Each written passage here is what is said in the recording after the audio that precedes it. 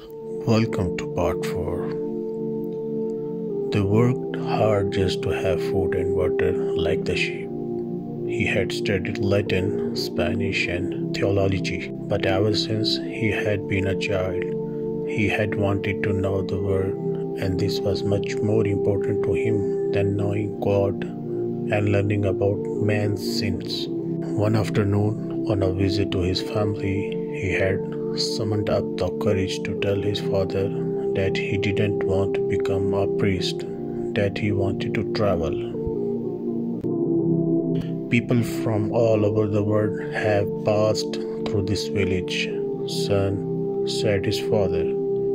They come in search of new things, but when they leave, they are basically the same people they were when they arrived. They climb the mountain to see the castle, and they wind up thinking that the past was better than what we have now. They have blonde hair or dark skin, but basically they are the same as the people who live right here. But I would like to see the castles in the towns where they live, the boy explained.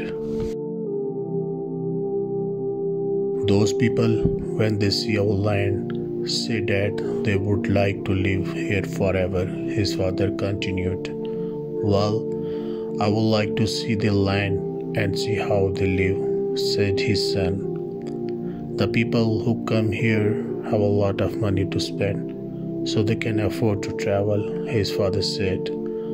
Amongst us, the only ones who travel are the shepherds. Well, then I will be a shepherd, his father said no more. The next day, he gave his son a pouch that held 3 ancient Spanish gold coins. I found these one day in the fields. I wanted them to be part of your inheritance, but use them to buy your flock.